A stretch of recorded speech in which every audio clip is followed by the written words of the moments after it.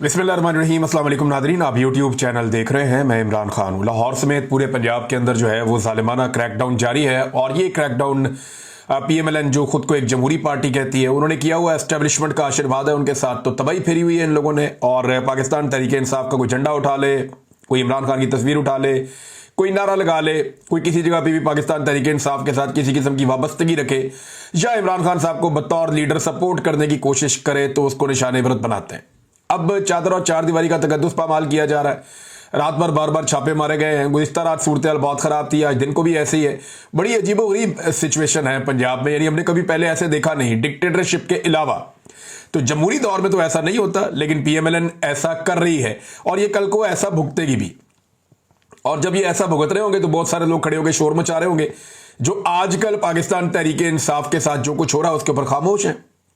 लेकिन चले वो वक्त भी हम देखेंगे, ये वक्त भी हम देख रहे हैं। माजी में भी हमने PMLN को मार खाते हुए देखा, लेकिन जब जब नवाज शरीफ को मार पड़ी उनकी अक्सरियत उनको छोड़कर चली गई, लोग उनके साथ खड़े नहीं हुए।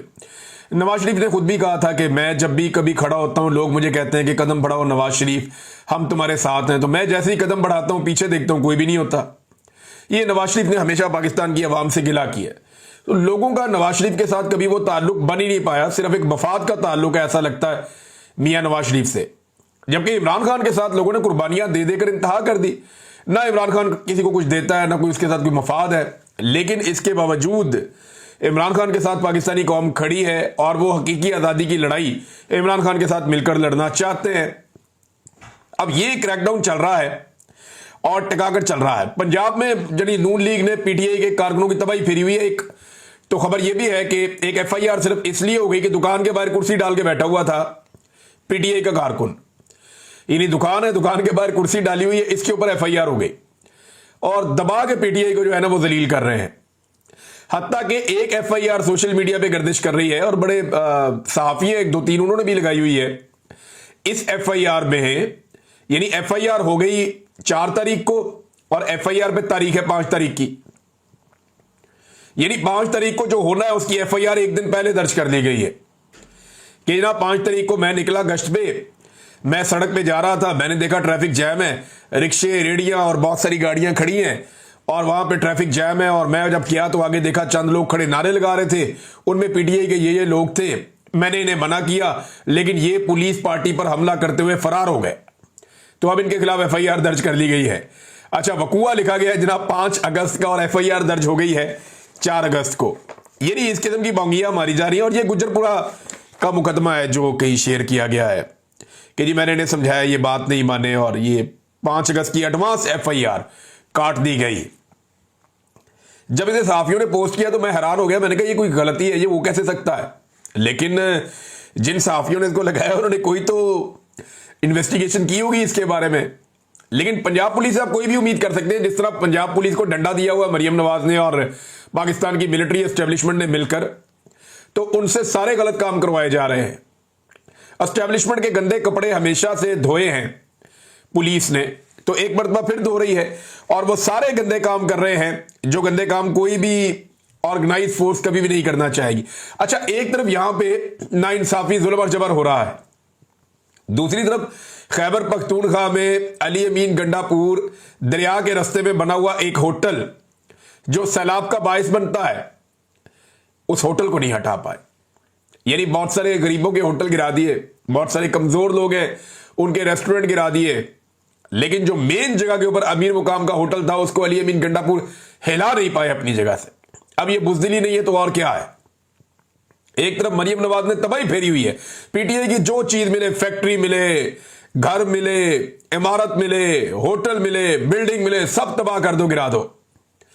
एक तरफ गैर कानूनी चीज जो है वो खैबर पख्तूनख्वा में, यानी ऐसी चीज जो दरिया के अंदर तो होनी नहीं चाहिए, प्रॉपर्टी दरिया के अंदर जो है वो एक होटल बना हुआ, उसको अली अमीन गंडापुर हटाने में नाकाम रहा। ये है नाजरीन दोनों के अंदर फर्क। और जिस तरह गंडापुर साहब चल रहे हैं इस तरह तो कभी भी कुछ नहीं बनेगा। पाकिस्तान तहरीक इंसाफ ने 5 अगस्त को एहतजाज करना था, क्या एक बड़ी हिकमत अमली सामने आई। देखें आज 4 अगस्त है, लोग तो बेचारे जोर लगाते हैं, कोशिश करते हैं, निकलने की कोशिश करते हैं। हो सकता है कल बहुत बड़ी तादाद में लोग निकल आए और सारी सिचुएशन बदल जाए। सिचुएशन बदल गई तो बहुत सारे लोग उसका क्रेडिट लेने के लिए आ जाएंगे। लोग ये कहेंगे जनाब ये हमारी वजह से हुआ, हमने ये किया था, हमने जोर लगाया। सब बंदे अपनी अपनी बात करेंगे ना, लेकिन हकीकत यह है कि पाकिस्तान तहरीक इंसाफ की क़यादत ने कोई ऐसा लायामल नहीं दिया जिसे आप सरप्राइज कह सकें। मैंने आपको कुछ दिन पहले यह बताया था कि जेल से मेरे पास इत्तला है कि इमरान खान साहब ने अब टेस्ट मैच खेलने का फैसला किया है इस हुकूमत के साथ, और वो अब टेस्ट मैच ही खेलेंगे। एक अब आसाब की लड़ाई लड़ेंगे एस्टेब्लिशमेंट के साथ इमरान खान साहब, और इन्हें थकाएंगे। उनके बाद जेल में ऑप्शंस आती जाएंगी, वो उनको इस्तेमाल करते जाएंगे, लेकिन ना वो डील करेंगे इमरान खान साहब जो बज़ाहिर दिखाई दे रहा है, और ना इमरान खान साहब को इस बात की उम्मीद है कि फौरी तौर पे उनकी पार्टी कोई ऐसे बड़े इकदाम उठा सकती है जिससे इमरान खान साहब की और बाकी लोगों की रिहाई हो जाए।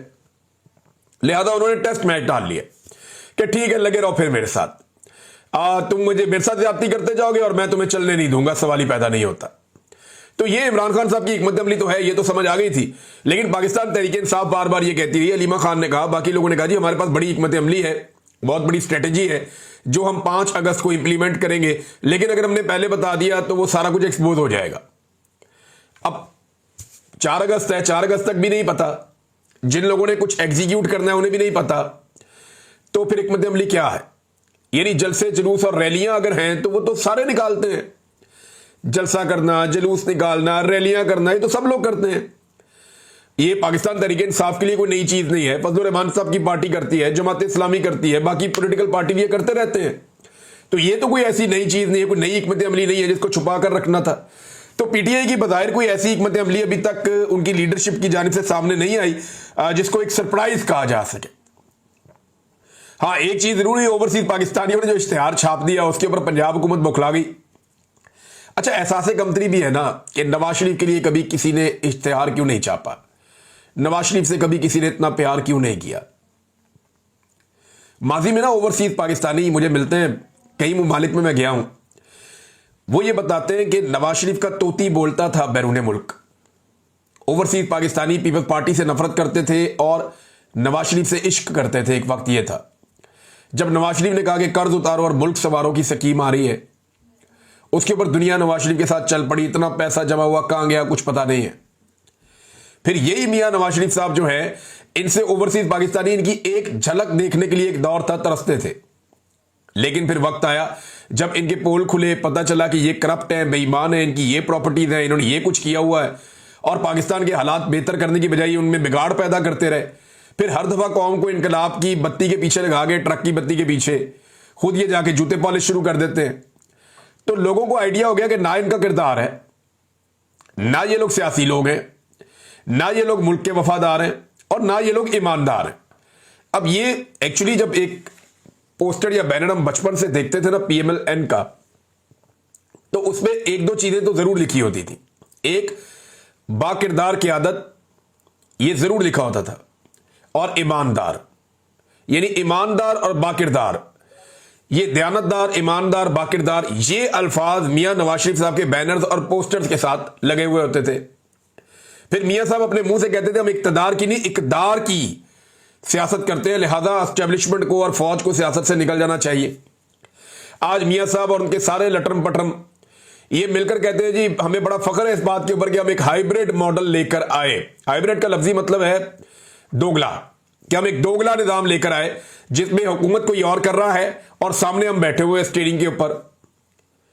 यानी ऐसा महसूस हो रहा है जैसे कि हमें सिर्फ बिठाया गया है स्टीयरिंग पे सिर्फ शो शा के लिए, पीछे से हुकूमत तो कोई और चला रहा है, ड्राइव तो कोई और कर रहा है, हम तो ड्राइव नहीं कर रहे। तो ये दोगला निजाम आज बड़े फख्र से ये कहते हैं जनाब हमें फख्र है कि हम ये कर रहे हैं, फौज हुकूमत चला रही है, हम जनाब उनके पीछे बैठे हुए सिर्फ अपना चेहरा लेकर, हम ना 3 में ना 13 में।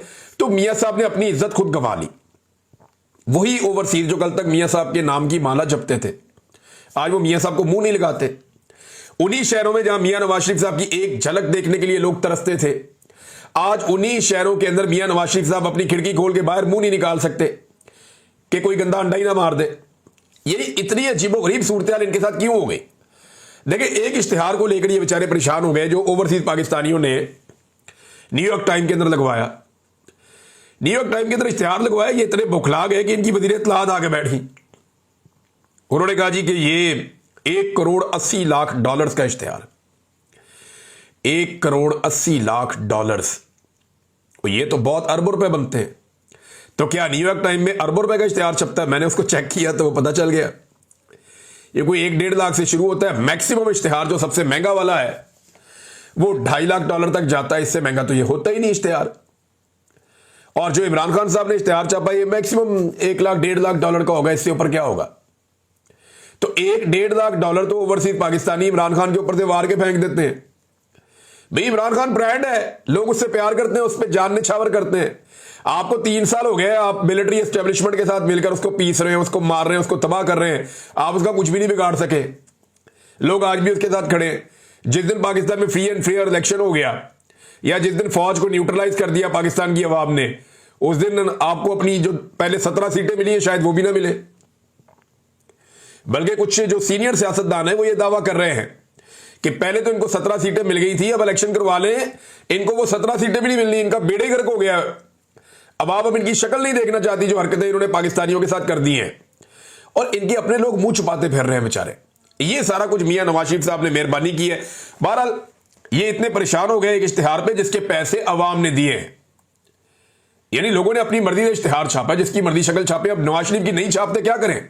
वो इमरान खान को पसंद करते हैं, उसके बारे में बात करते हैं, उसके बारे में इश्तिहार छापते हैं, उसके लिए एहतजाज करने निकलते हैं। लंदन के अंदर एहतजाज हुआ है, देख के यहां हैरत होती है कि पूरी की पूरी पीडीएम मिलकर एस्टेब्लिशमेंट को साथ भी मिला ले तो लंदन में 10 डाउनिंग स्ट्रीट के बाहर वो इससे आधे बंदे इकट्ठे नहीं कर सकते मिलके। लेकिन इमरान खान साहब की एक छोटी सी कॉल के ऊपर उनका एक अदना सा कारकुन कहता है कि आ जाओ, तो सारे पहुंच जाते हैं 10 डाउनिंग स्ट्रीट के बाहर, ओवरसीज पाकिस्तानी। तो ये नादरीन इमरान खान साहब की बात तो है, ब्रांड तो वो है, अब उसका मुकाबला नहीं ये कर पाते। और उसका मुकाबला करने के लिए ये अवाम का पैसा इस्तेमाल करते हैं इश्तिहारों में लगाने के लिए। बहुत अजीब चीज मैं आपको बता रहा हूं, जितना भी सरकारी पैसे से बोर्ड लग रहे हैं, बैनर्स लग रहे हैं, होर्डिंग्स लग रहे हैं, जितनी भी प्रमोशन हो रही है 14 अगस्त 1947 यौम आजादी के हवाले से जितनी प्रमोशन हो रही है उसमें मैं ये लगातार देख रहा हूं कि आसिम मुनीर की तस्वीर है, नवाज शरीफ मरियम नवाज की तस्वीर है और शहबाज शरीफ की तस्वीर है। उसके अंदर से अल्लामा इकबाल और कायदे आज़म गायब हैं। अब मेरा सवाल यह है कि क्या मौजूदा एस्टेब्लिशमेंट ने और उनके ये जो टाउट्स हैं इन्होंने मिलकर यह फैसला कर लिया है कि कायदे आज़म और अल्लामा इकबाल को बाहर रखना है इन सारे मामलात से? तो मैं इन्हें वार्निंग दे रहा हूं कि अपनी तबीयत ठीक कर लो और बंदे दे पुत्र बन जाओ और कायदे आज़म और अल्लामा इकबाल की फोटोज लगाएं आप। ये जितने सरकारी लोग ये गंद मार रहे हैं ना कि कायदे आज़म और अल्लामा इकबाल की जगह पे वो ये करप्ट सियासतदानों को और फील्ड मार्शल को लगा रहे हैं सड़कों के ऊपर, जगह जगह के ऊपर, तो आप नफरत में इजाफा कर रहे हैं। 14 अगस्त 1947 पाकिस्तान आजाद हुआ था, बानिया पाकिस्तान एक ही था, कायदे आज़म मोहम्मद अली जिन्ना। ये लोग तो तब पैदा भी नहीं हुए थे जिनके आप बैनर और पोस्टर लगाते चले जा रहे हैं। तो मेरे ख्याल में होश के नाखून लें और ये गंदी और गलीज हरकतें बंद करें। सरकारी पैसे का इस्तेमाल उस काम के लिए करें जिस काम को अवाम अप्रिशिएट करे। ये नई चीज मैं एक पहली मर्तबा देख रहा हूं कि कायदे आज़म मोहम्मद अली जिन्ना और अल्लामा इकबाल रहमतुल्लाह अलैह और बाकी जो लोग बानियाने पाकिस्तान है उन लोगों की फोटोज नहीं लगा रहे ये लोग, और सरकारी पैसा इस्तेमाल कर रहे हैं। ये किसी का जाती पैसा नहीं है, सरकारी पैसा है। यानी इमरान खान का इश्तिहार अगर पब्लिक के अपने पैसे से लगे, लोग खुद अपनी मर्जी से लगाएं तो वह इन्हें तकलीफ होती है। लेकिन जब ये अवाम का पैसा इस्तेमाल करते हैं, जो टैक्स का पैसा है, टैक्स पेयर्स का, उसको इस्तेमाल करते हैं और वहां पे ये अपनी जाती तशहीर करते हैं, वहां इन्हें तकलीफ नहीं होती। और बहुत सारी मिसालें और भी हैं, मैं आपके सामने रख सकता हूं। लेकिन एक और खबर है, ये सरफराज जोगर साहब हैं, chief justice Islamabad high court. इन्होंने जब नोटिस लिया और ये मामला उनके पास आया, जो मामला है लापता अफराद के लवाहिकीन जो इस्लामाबाद में एहतजाज कर रहे हैं उसके ऊपर, और यानी ये आज के दिन में रखा गया था वहां पे सुनने के लिए। तो इस केस में क्या हुआ मैं आपको बताऊंगा, आप हैरान हो जाएंगे। हमें पहले ऐसे लगा कि इस्लामाबाद हाई कोर्ट जो है वहां पे एक लार्जर बेंच केस सुन रहा था, जो जबरी तौर पे गुमशुदगियां होती हैं या लापता अफराद का एक केस है वो वहां पे लगा हुआ था, लेकिन वो बेंच टूट गया था। अब एक नया बेंच तश्कील देना था ताकि लवाहिकीन को इंसाफ मिले। तो हमें ऐसा लगा कि चीफ जस्टिस ने बुलाया तो वो बेंच बनाएंगे, लेकिन बेंच बनाने की बजाय उन्होंने कोई और ही काम कर दिया। चीफ जस्टिस साहब ने जो कुछ अदालत के अंदर किया उससे ऐसा लगता है कि वो चाहते हैं कि इसी तरह बस इनको उठाओ यहां से, ये जो बलूचिस्तान से लोग चलकर आए हुए इनको उठाओ यहां से, ये यहां पे कहां पे आके बैठ गए हैं। और पुलिस के ऊपर चीफ जस्टिस गर्म हो गए कि इनको उठाया जाए। डिप्टी कमिश्नर को अहकाम जारी कर दिए कि इनको यहां से उठाया जाए। डिप्टी कमिश्नर ने कहा कोई और इनको जगह दे देते हैं दूर दराज, वहां पर ये चले जाए। ये नहीं कहीं और उनको बिठा देते ले जाके। अब चीफ जस्टिस ने कहा जी मुजाहिरीन के साथ मुज़ाकरात करें और धरना खत्म करवाएं। चीफ जस्टिस साहब ये नहीं सोच रहे कि ये लोग आए क्यों हैं, ये नहीं सोच रहे कि ये वहां पहाड़ों से, चट्टानों से और रेगिस्तानों से उठ के, जहां इंटरनेट नहीं है, जहां पे सहूलियात नहीं है बुनियादी जो जिंदगी की होती हैं, वहां से ये लोग उठकर इतनी दूर इस्लामाबाद क्यों आए। ये हजारों किलोमीटर का फासला तय करके पहुंचे हैं, तो ये सिर्फ यहां पे आगे सड़क पे बैठने के लिए पहुंचे हैं। इनकी बात तो सुने कि ये आए क्यों। आपको इनकी शक्लें बुरी लगती हैं, आपको इनके कपड़े अच्छे नहीं लगते, आपको ये गरीब लगते हैं, कमजोर लगते हैं, आपको इनसे घिन आती होगी, आपको लगता होगा ये कीड़े मकोड़े हैं, लेकिन ये पाकिस्तान के उतने ही शहरी हैं जितने आप शहरी हैं। ये बलूचिस्तान से आए जिनके वसाइल के ऊपर आप पूरी दुनिया में जाके इतराते फिरते हैं कि हमारे पास बड़ी मादनियां आता है, हम आपको ये दे देंगे वो दे देंगे। ये वही बलूचिस्तान के शहरी हैं जिनको आज तक बुनियादी इंसानी हकूक नहीं मिले। आप ये तो चाहते हैं यहां से उठ जाए, ये नहीं चाहते कि ये आए क्यों है। वो वजह खत्म करें ना चीफ जस्टिस साहब। देखें, एक दिन आप मर जाएंगे, जब आप मर जाएंगे तो आपके घर वाले आपको दफन कर देंगे। जब आप दफन हो जाएंगे तो फिर आपकी एक नई कहानी शुरू हो जाएगी, आपको हिसाब देना पड़ेगा। और ये मासूम लोग आपका गिरेबान पकड़े, इससे बेहतर है इन्हें इंसाफ दें। ये लोग आपका गिरेबान पकड़ेंगे, ये आपसे सवाल पूछेंगे, तब आपके पास जवाब नहीं होगा। हकूकुल इबाद की तो अल्लाह भी माफी नहीं देता, और आपकी तो बहुत बड़ी जिम्मेदारी है। आपको तो चीफ जस्टिस बना दिया गया है इस्लामाबाद, अब हादसाती तौर पर बना दिया गया है, लेकिन बना दिया गया है, ये आपके गले पड़ गई है। अब आपको इंसाफ तो देना पड़ेगा। अब ये बेचारे लापता इनके लोग हो गए हैं, पूछे उन माओ से जो बेचारी आकर बैठी हुई हैं, वो किसी को शौक है इतनी दूर से बलूचिस्तान से अपना घर बार छोड़ के, अपना काम सब कुछ छोड़ के वो इस्लामाबाद आ गए, यहां सड़कों पे पड़े हुए हैं, सड़कों के ऊपर वो लेटे हुए वहां बैठे हुए बेचारे एहतजाज कर रहे हैं बारिश के अंदर, खराब मौसम के अंदर। किसी मां से पूछे उसकी बेचारे की, वो उसकी आंखें दरवाजे पे लगी हुई होती कि मेरा बेटा पता नहीं कब वापस आएगा। भाई अगर किसी ने कोई जुर्म किया है, अगर किसी ने कोई जुर्म किया है तो अदालत जाने ना, उसको अदालत में पेश करे पकड़ने के बाद। ये तो नहीं हो सकता कि कोई एजेंसी ये फैसला कर ले और वो इंसानों की जिंदगी और उनकी सांसों की मालिक बन जाए कि जनाब हमें लगता है बंदा ठीक है, ये पकड़ के अंदर कर दो। भाई इनको तो मैं भी खराब लगता था, मुझे पकड़ के अंदर कर दिया था लंबे अरसे के लिए। तो अगर बेगुनाह आदमी मैं अंदर जा सकता हूं तो बहुत सारे और लोग भी अंदर जा सकते हैं बेगुनाह।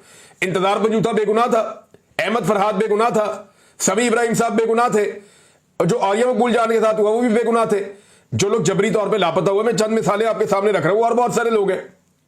सदाकत अब्बासी ने कौन से कुछ जुर्म किए हुए थे, और जितने लोग प्रेस कॉन्फ्रेंस कर देते थे वो किसी और तरफ, और जो नहीं करते थे वो किसी और तरफ। बहरहाल वो मामला दूर चला जाएगा। चीफ जस्टिस साहब आपको इंसाफ देना पड़ेगा, वरना फिर आपको जवाब देना पड़ेगा, इस जहान में भी और अगले जहान में भी। और एक बात ज़हन में रखिएगा, पाकिस्तान में जब भी इनकलाब आएगा ना, तो इस किस्म की अदालती जजमेंट्स और इस किस्म के कंप्रोमाइजेस की वजह से ये आपकी अदलिया भी अवाम के नरगे में आएगी। उस वक्त लोगों को अदलिया के ऊपर भी गुस्सा आ रहा है, और लोग ये जानते हैं कि जो कुछ पाकिस्तान में हो रहा है इसमें अदलिया इस वक्त एक सहूलतकार का किरदार अदा कर रही है। वो बेचारे बलोच बुरे लगते हैं आपको, उनकी बात तो सुनो, उनकी तकलीफ तो महसूस करो।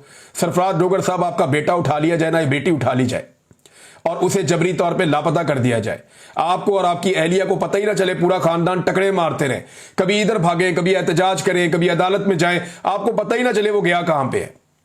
आप दुनिया छान मारे, जहां मर्जी आप चले जाएं, आपको समझ ही ना आए वो गया किधर। एक उम्मीद आपको बाकी हो कि एक दिन वो वापस आ जाएगा, इसके अलावा कुछ भी नहीं।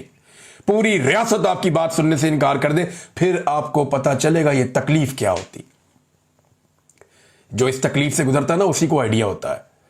और अगर कोई इस तकलीफ से गुजरे बगैर इसके इंसाफ के लिए कोशिश करे तो वो बहुत अजीम इंसान होता है। तो आप कोशिश करें कि आप थोड़ा सा अजमत के किसी मेयार पे पूरा उतरे और इन लोगों के लिए आवाज उठाएं, बजाय इन लोगों को उठवाने के। यानी इन लोगों को उठवाने से क्या होगा, ये चले जाएंगे बेचारे मायूस होकर। आप इनको दीवार के साथ लगा के करना क्या चाहते हैं। ये इस शहर में आए कि यहां पे फैसले होते हैं, ये अपना फैसला लेने आए हैं कि हमारे प्यारे हमें वापस करो या अदालतों में पेश करो, अपना फैसला लेने आए।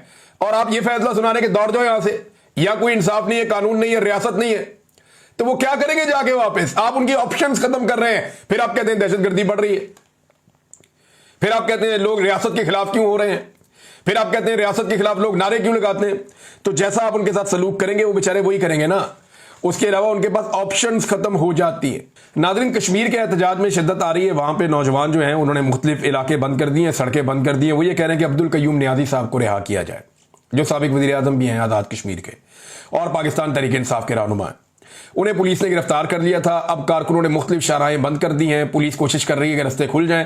कारकुन मान नहीं रहे। वो ये कह रहे हैं 24 घंटे का हमने आपको वक्त दिया था, हम पूरा का पूरा इलाका बंद कर देंगे अगर आपने अब्दुल कयूम नियाज़ी को रिहा ना किया तो। अभी तक तो सूरत हाल जूं की तूं है। जो इसके अंदर फर्दर डेवलपमेंट होगी आपके साथ मैं शेयर करूंगा। मौलाना ज़ियाउर रहमान साहब हैं, ये फजलुर रहमान साहब के भाई हैं। इन्होंने एक दावा किया है, ब्रिगेडियर राशिद नसीर, जिनका यह केस भी एक चल रहा था बरतानिया में, ये ब्रिगेडियर राशिद, अब तो रिटायर फौजी है ये, तो ब्रिगेडियर राशिद नसीर और इसके बारे में अली अमीन गंडापुर के बारे में उन्होंने कुछ इंकशाफ किया है, या आप इल्ज़ाम कह लें। उन्होंने कहा क्या? उन्होंने कहा जी ब्रिगेडियर राशिद नसीर ने गिरफ्तारी के वक्त जब अली अमीन गंडापुर के बाल काटे थे तो इसी वक्त आपसे लिखवा लिया था कि पीटीआई को तोड़ना है। हमें तो मालूम है, पीटीआई वालों को भी इसका किरदार मालूम होना चाहिए। आपने उसी वक्त सौदा कर लिया है जिनके साथ आपने सौदा किया था, अब उनके काम के भी आप नहीं रहे। ये मौलाना ज़ियाउर रहमान साहब फजलुर रहमान साहब के भाई हैं, ये वो दावा कर रहे हैं। अब गंडापुर साहब इसका क्या जवाब देते हैं, उनके भाई क्या जवाब देते हैं? उन्होंने कहा जी बाल जो है वो ब्रिगेडियर राशिद नसीर ने कटवाए थे अली अमीन गंडापुर के। ये मौलाना ज़ियाउर रहमान साहब ने दावा किया है। अच्छा, ये दावा कोई और करे ना तो चुक्का जाएगा और मार पड़ेगी उसे। कोई भी ये दावा करेगा ना पाकिस्तान में, उसको चुक लेंगे, उसको मारेंगे, कुटेंगे। फजलुर रहमान साहब एस्टेब्लिशमेंट के साथ मिलकर स्टेटस को का हिस्सा रहते हैं, लिहाजा उनके भाई को कोई उंगली भी नहीं लगा सकता। बल्कि जो लोग ज़ेरे अताब आते हैं ना, उनमें से कुछ लोग अब दूसरी पॉलिटिकल पार्टी ज्वाइन करना शुरू हो गए। ऐसे लोग जो पीटीआई के साथ थे लेकिन अब वो पार्टियां चेंज कर रहे हैं, कोई फजलुर रहमान साहब की पार्टी में जा रहा है, कोई पीपल्स पार्टी में जा रहा है। अच्छा, वो कारकुन जो अपनी पार्टी की लीडरशिप से नहीं मिल सकते, वो भी अगर ये कहते हैं ना हम पीटीआई से आ रहे हैं, तो उनकी लीडरशिप उन्हें मिल लेती है। ये आप अजीब चीज देखें, एक फोबिया है ना पाकिस्तान तहरीक इंसाफ का जो पूरे मुल्क में चल रहा है। शुगर माफिया के हवाले से नाज़रीन खबर है, अगले वीलॉग में आपके साथ में शेयर करता हूं। अब तक के लिए इतनी, अपना ख्याल रखिएगा, अपने चैनल का भी। अल्लाह हाफिज़।